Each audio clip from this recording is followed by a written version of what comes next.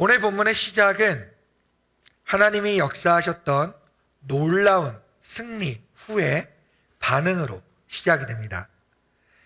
300명밖에 되지 않았던 이스라엘 군대가 13만 5천 명이라는 미디안과 동방 세력들의 연합군을 완전히 대파하고 미디안의 두 방백들과 두 왕까지 사로잡았던 놀라운 승리 후에 벌어진 일입니다.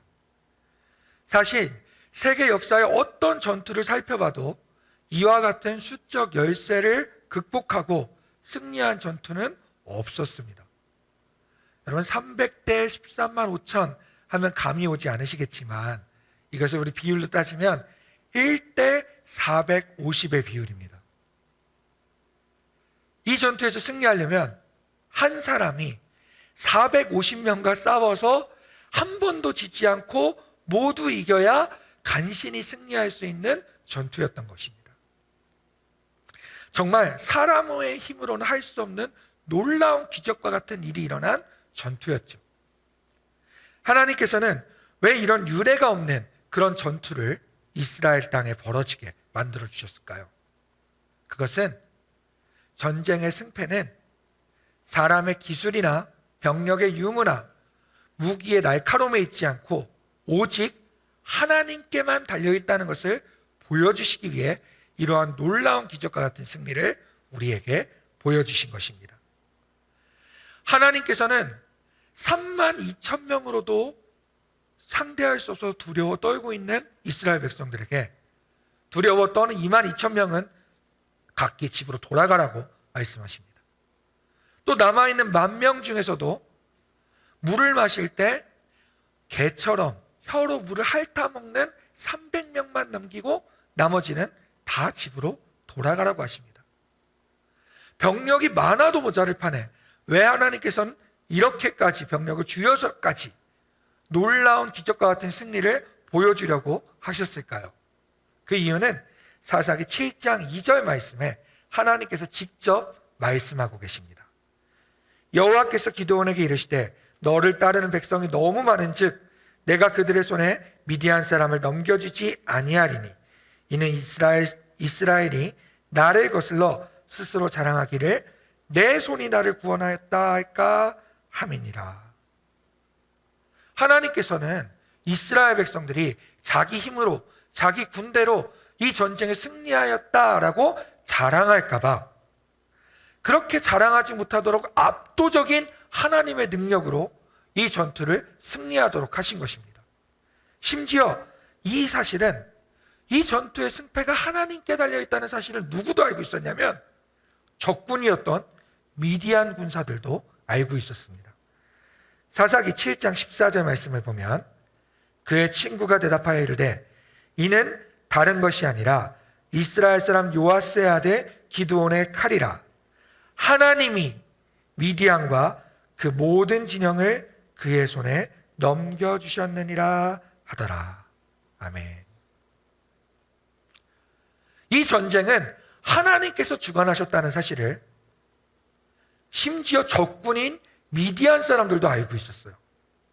그런데 이 전쟁이 마무리되고 이스라엘 백성들이 보인 첫 반응은 정말로 이해할 수가 없는 반응이었습니다. 여러분, 이런 기적과 같은 전투가 끝나면 드보라와 바락처럼 하나님을 찬양하고 높여 부르고 춤이라도 추고 감사하면서 하나님께 영광을 돌렸을 터인데 이스라엘 백성들의 첫 반응은 다음과 같았습니다. 우리 함께 읽어봤으면 좋겠습니다. 사사기 8장 22절입니다. 한 목소리로 읽겠습니다. 시작.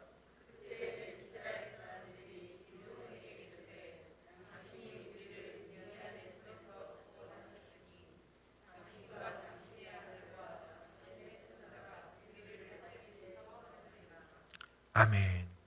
여러분, 누가 이스라엘을 구원했다고 말합니까? 당신이라고 얘기합니다. 여기서 말하는 당신은 누구죠? 아무도 대답을 안 하시네요. 기드온에게 지금 이야기를 하고 있는 거예요. 이스라엘 백성들 다 같이 모여서 기드온에게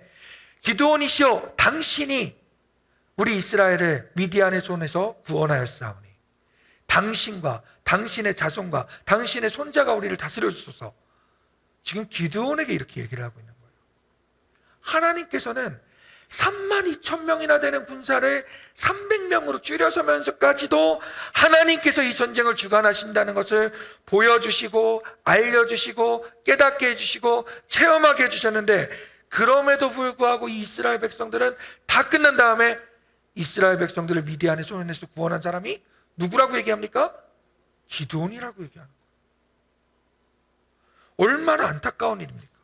게다가 다스리소서라고 나와 있는 이 단어를 히브리어 원문으로 보면 권유나 부탁이 아닙니다.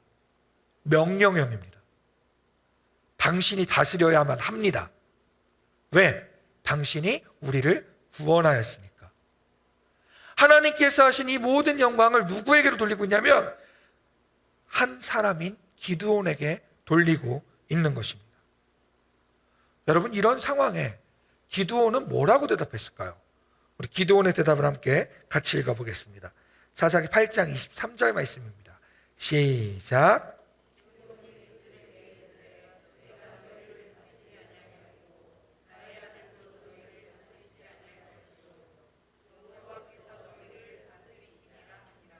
아멘. 여러분, 어떻게 보면 참으로 엄청난 신앙 고백입니다. 지금 모든 분위기가 모든 사람들이 자기를 왕으로 추대하는 분위기예요. 다스려달라고 막 이야기하고 있어요. 심지어 명령하듯이 다스려라! 다스려라! 이러면서 막 다스리라고 얘기하고 있어요. 그런데 기드온은 하나님께서만 이스라엘을 다스릴 것이라고 분명하게 이야기합니다. 여러분, 얼핏 보면 정말 위대한 신앙 고백이고 다 맞는 말인 것 같은데, 이 고백의 전후 좌우를 자세히 살펴보면 뭔가 좀 이상한 점을 느낄 수 있습니다. 여러분, 먼저 이스라엘 백성들은 22절에서 기드온이 자기들을 다스려야 하는 이유가 무엇인지를 분명하게 말했습니다. 왜 기드온이 자기를 다스려야 된다고 이야기했죠?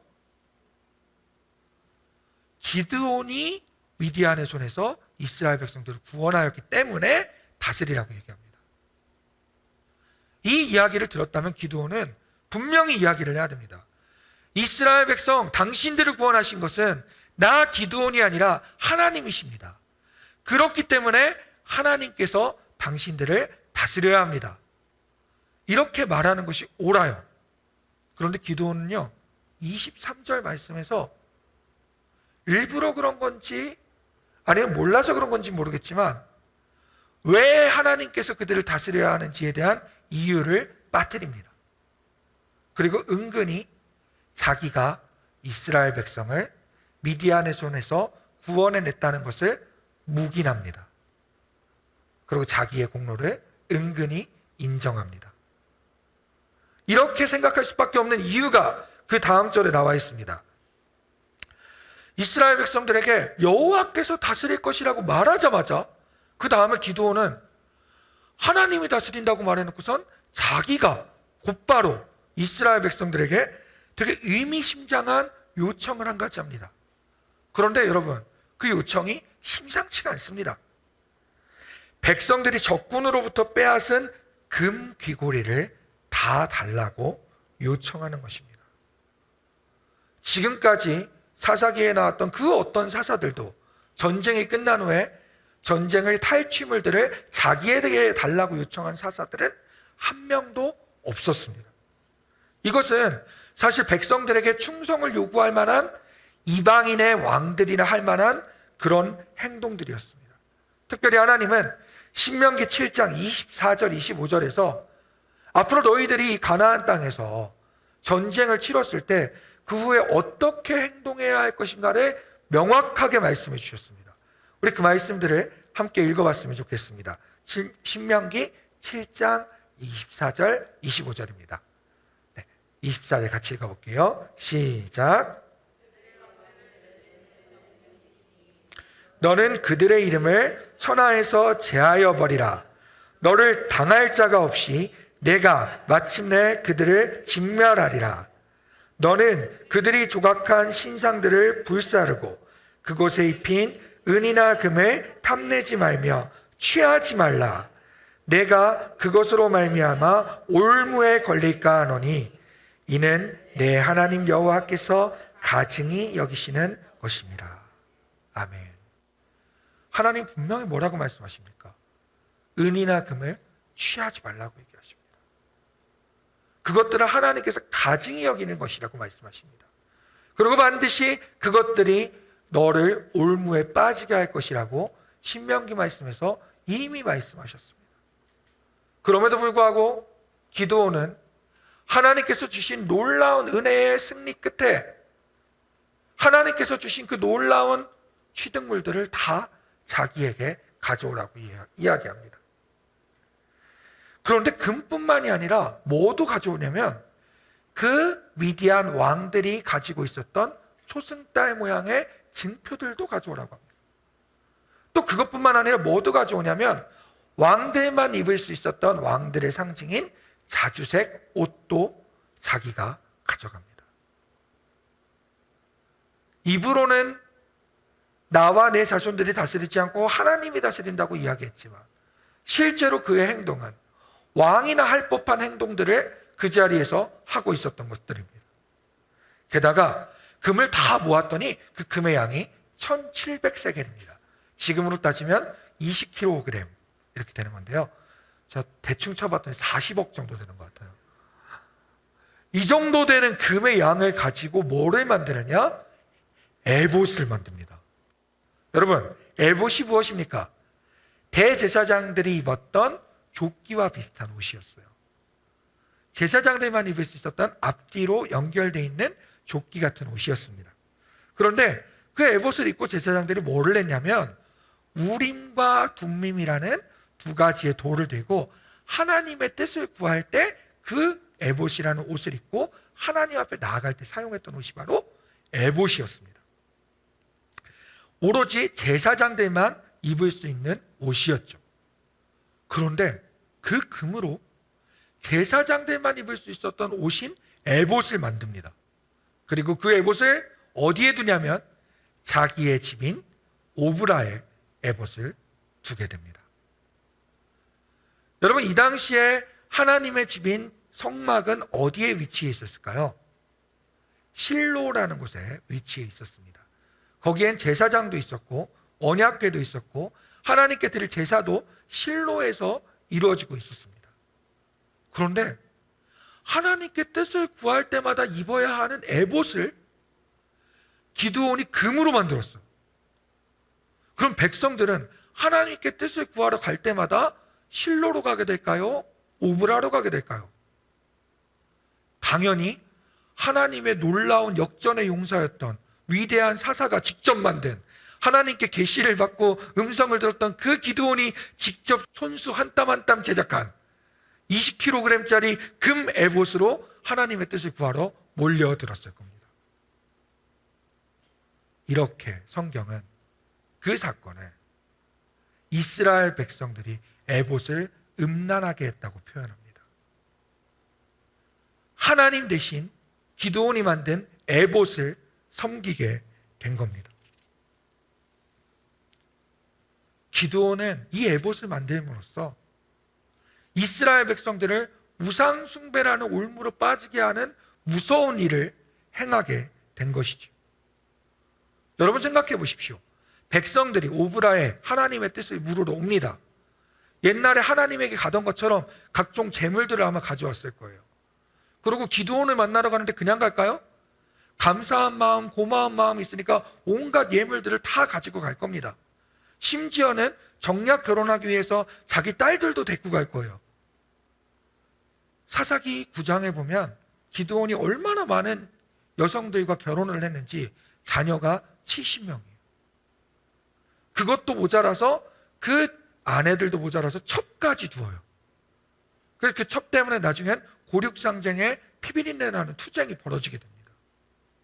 여러분, 기드온은 사실 왕이나 다를 바 없는 생활을 하게 되었습니다. 그렇습니다. 바알을 찍어서 백성들을 인도하고 하나님께 놀랍게 쓰임받던 이 대사사 기드온은 새로운 우상을 만들었을 뿐만 아니라 자신까지도 온 백성들과 함께 그 올무에 빠져들게 된 것입니다. 여러분, 이것이 얼마나 슬픈 일입니까? 그래도 이전까지는, 사사기에서 기드온 전까지는 사사가 살아있는 동안엔 백성들이 하나님을 모시고 예배하고 경배했어요. 그런데 이 기드온 시기부터는 사사가 타락해서 우상을 직접 만들어버리는 이런 슬픈 일, 안타까운 일들이 일어나고 있는 것입니다. 여러분, 하나님의 영광을 나눠가지고 자기 이름을 높이고 왕처럼 사람들을 다스리던 그 욕심이 올무가 되어서 기드온의 그 올무는 이스라엘 모든 백성을 파멸로 이끌고 말았습니다. 사탄은요, 늘 위대한 승리, 또 놀라운 은혜 뒤에 우리를 파멸로 이끌 올무들을 계획합니다. 여러분, 사탄의 입장에서는요, 이미 자기 손에서 빠져서 허우적거리고 있는 사람들에게 올무를 놓을 이유가 하나도 없어요. 어떻게 해서든지 은혜를 맛보고 영적 전투에서 승리하고 하나님 앞에 나아가는 그 사람들을 타락시키기 위해서 우리에게 올무를 놓고 있죠. 기드온은요, 이 올무의 희생양이 되어버렸습니다. 그렇다면 우리를 어떻게 해서든지 타락시키려는 이 올무에서 어떻게 벗어날 수 있을까요? 우리는 어떻게 하면 이 신앙생활의 올무를 제거할 수 있을까요? 함께 따라해 봤으면 좋겠습니다. 첫 번째, 올무의 싹을 제거하라. 1920년대에 미국의 한 여행보험회사의 관리자였던 하인리히라는 사람이 있었습니다. 그 사람은 아주 흥미로운 법칙을 하나 발견을 했어요. 어떤 법칙이냐면 수많은 산업 재해들을 분석해 봤어요. 사건, 사고들을 분석해 봤더니 어떤 일이 벌어졌냐면 엄청난 산업 재해가 벌어지기 전에는 그것과 똑같은 원인으로 작은 사건이 29건 정도 미리 발생했다는 거예요.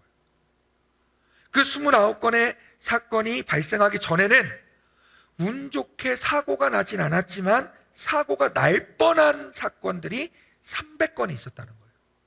이것을 1대 29대 300의 법칙이라고 얘기를 해요. 우리나라의 1995년에 삼풍백화점이 무너졌죠. 이때도 하인리 법칙이 똑같이 적용됐다고 해요. 삼풍백화점이 무너지기 전에 어떤 일이 있었냐면 건물 안에 대략 300여 개의 균열의 징조들이 보였대요. 금이 가고 무너지기 시작하는. 그리고 거기서 내부 관리자들과 안전관리자들이 29번 정도, 30번 정도 문제가 있다, 진단이 심각하다 이야기를 했는데도 거기에 아무런 조치를 취하지 않고 그대로 넘어갔대요.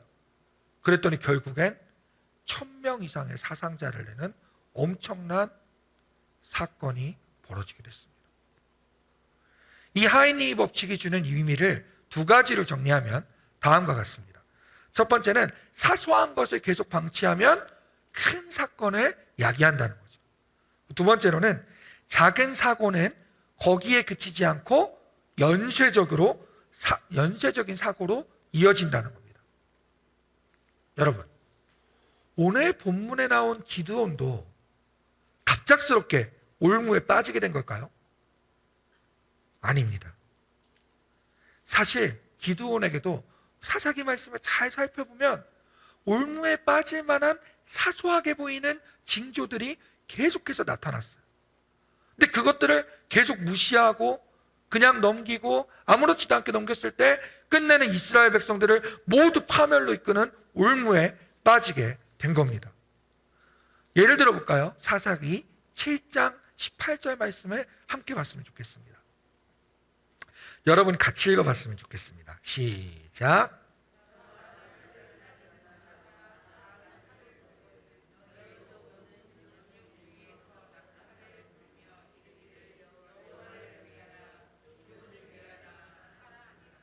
아멘. 여러분, 약간 이제 설교를 듣고 민감하신 분들은 눈치를 채셨을 거예요. 뭐가 문제가 된 것 같습니까? 여러분, 지금까지 사사기에 나와 있는 사사들이 하나님의 일을 하면서 자기 이름을 구호에 집어넣은 적이 있나요? 민족의 위대한 지도자 모세가 모세를 위하여 외친 적이 있나요? 항상 전쟁에 승리했던 상승장군 여호수아가 여리고성에 가면서 여호수아를 위하여 이런 적이 있나요? 어떤 사자도 어떤 선지자도 어떤 하나님의 일꾼도 자기 이름을 전쟁 구호에 집어넣은 사람은 하나도 없었어요. 하나님의 전쟁을 하는데 여호와를 위하여 그러면 충분할 텐데 그 뒤에 뭘 붙입니까? 기드온을 위하여. 한 번으로 끝나지 않습니다. 여러분, 사사기 7장 20절에서도 동일하게 이 문제가 반복됩니다. 뭐라고 얘기하냐면요, 여호와와 기드온의 칼이라. 여호와의 칼이 아니라 여호와와 기드온의 칼이래요. 기드온 자신을 뭐하고 동일시 여기냐면 하나님과 동일시 여겨요. 여호와를 위하여, 기드온을 위하여 여호와와 기드온의 칼이다. 여러분, 여기서 징조가 그쳤을까요? 그렇지 않습니다. 사사기 8장 18절에서는 기드온이 하나님께서 온전히 주관하신 이 전쟁의 의미를 통째로 바꿔버리는 일을 해요. 이건 하나님께서 주관하셨던 전쟁이었는데 기드온은 사사기 8장에서 뭐라고 얘기하냐? 자기의 복수를 위한 전쟁으로 이 전쟁을 변질시켜버립니다. 하나님의 전쟁이 아니라 자기의 전쟁으로 바꿔버리는 거예요. 한 가지 더 의미심장한 사실은 사사기 8장 21절에서 성경은 굳이 기록하지 않았어도 될 것 같은 사실을 기록합니다. 미디안의 왕들이 갖고 있던 소승달 모양의 장식품을 기드온이 가져갔다는 거죠. 달을 숭배하는 그런 이방신들의 그런 숭배하는 장식품들을 기드온이 띄어갔다는 것은 성경이 벌써 의미심장하게 기드온의 마음이 어떻게 변해가는가를 보여주고 있는 증거라고 할 수 있습니다. 그렇습니다. 기드온은 올무에 빠지기 전에 이미 그의 주변에는 몇 번이나 경고음이 울리고 있었어요. 이건 아니야. 이러면 안 돼. 이런 모습은 안 돼. 이렇게 가면 안 돼. 그리고 하나님의 영광을 취해서 자신의 것으로 삼고 싶고 내가 왕이 되고 싶다 하는 마음이 표출된 사례가 몇 번이나 있었어요. 그런데 그것을 깨닫지 못하고 무시하고 계속해서 진행했을 때 결과는 이스라엘 온 백성들을 파멸의 길로 이끌게 하는 올무에 빠지게 되었습니다. 여러분의 신앙생활을 깔아지게 만들고 은혜를 잊어버리게 만들고 관계를 깨어지게 만드는 여러분 안에 있는 올무는 무엇입니까? 누구에게나 이런 약점, 올무는 다 있습니다. 심지어 대사사였던 기드온도 예외는 아니었습니다. 그리고 그 올무가 무엇인지는 다른 사람들이 다 이야기하지 않아도 여러분들이 여러분의 가장 큰 약점, 올무가 무엇인지 알고 계실 겁니다. 그 올무가 표출될 때, 싹이 나기 시작할 때, 그때 결코 가볍게 넘기지 않기를 바랍니다. 그리고 철저하게 뿌리 뽑아서 우리를 더 큰 파멸의 길로 이끌지 않기를 주님의 이름으로 축복합니다. 두 번째로 우리에게 있는 신앙생활의 올무를 제거하기 위해서는 숨겨진 올무를 제거해야 됩니다.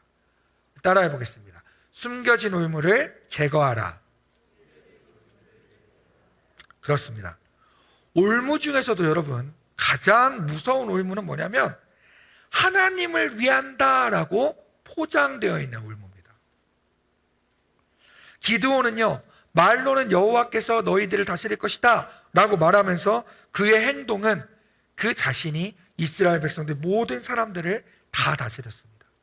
전쟁 전에는 하나님께 계속 물어봤어요. 하나님 갈까요? 안 갈까요? 양털에 물이 생길까요? 안 생길까요? 어떻게 해야 될까요? 여러분, 이 전쟁 끝난 다음 사사기에 기드온이 여호와께 물어봤더라 하는 구절이 하나라도 보이십니까? 하나님께서 기드온에게 말씀하셨다는 구절이 하나라도 보이십니까? 기드온은 화장실 갈 때와 나올 때의 마음이 다르다는 것처럼 전쟁이 끝나자 하나님을 까맣게 잃어버렸습니다. 여러분, 악한 일 중에서도 가장 악하고 정말 위험한 일은 하나님의 이름으로 포장되어서 말하는 겁니다. 여러분, 이스라엘 백성의 관점에서 기드온을 보았으면 좋겠어요. 이스라엘 백성들은 전쟁이 끝났어요. 너무 위대한 전쟁이에요. 너무 놀라운 승리예요. 그래서 기드온을 보고 우리를 다스려 주십시오, 우리를 다스려 주십시오 외쳤어요. 그랬더니 기드온이 되게 멋있게, 나와 내 자손들은 너희를 다스리지 않을 것이다, 하나님께서 다스릴 것이다. 이 이야기를 듣는 순간 이스라엘 백성들의 마음은 어땠을 것 같아요? 와, 역시 겸손한 하나님의 지도자, 우리가 따라갈 만한 지도자야. 사람들에게는 하나님이 다스릴 것이라고 말해서 완전히 포장해놨어요. 그래놓고서는 백성들을 완전히 반대, 정반대, 우상숭배의 길로 끌고 가기 시작합니다. 그런데 백성들은 하나님의 다스릴 것이라는 그 말에 찰떡같이 속아서 기드온의 말이라면 무엇이든지 다 믿고 그대로 따라가기 시작합니다. 아, 역시 하나님이 주신 사사는 다르구나. 하나님께서 세워주신 사사가 금을 달라고 하니까 금 다 내놔야지. 역시 하나님이 주신 사사는 에봇도 자기 손으로 직접 만드는구나. 역시 대단해. 역시 하나님께 직통으로 이야기 듣는 저 사사의 에봇을 보고 거기 가서 하나님께 이야기를 해야겠다. 아무 의심 없이 따라가기 시작합니다. 여러분, 그 사람에 대한 신뢰가 높으면 높을수록 그 올무는 더 위험한 올무가 됩니다. 저런 영적 지도자가 하는 거면 다 옳은 일일 거야, 옳은 것일 거야 하면서 아무 의심 없이 따라갔던 이스라엘 백성들의 모습이 하나님 보시기엔 엄청난 음란이었습니다. 오늘 이 시간 우리의 마음을 한번 솔직하게 돌이켜봤으면 좋겠습니다. 혹시나 나도 모르게 하나님을 이용하고 있지는 않은가요? 하나님의 일이라고 말하면서 나의 욕심을 채우고 있는 것들은 혹시 있지 않는가요? 세상에서 마땅히, 그리고 가정에서 마땅히 해야 할 일인데도 난 하나님의 일을 하고 있어 라고 하면서 혹시나 피하고 있는 일이 있지는 않는가요? 혹시 하나님을 위한다고 말하면서 나의 욕심을 자녀들에게 밀어넣거나 다른 사람들에게 밀어넣고 있지는 않은가요? 하나님이 나를 다스리고 계십니다 라고 다른 사람들에게는 포장해서 이야기하면서 여전히 나의 행동은 내 마음대로, 내 뜻대로 행동하고 있는 영역들이 우리 안에 있지는 않는지요. 이 시간 우리 안에 감춰진 그 올무를 내려놓길 원합니다. 나를 파멸로 이끌어가는 그 징조들이 내 옆에서 계속 경고음을 보낼 때 결코 그걸 사소하게 여기지 않고 깨어서 그 올무들을 제거할 수 있는 우리 영안교회 성도님들 되시기를 주님의 이름으로 축복합니다.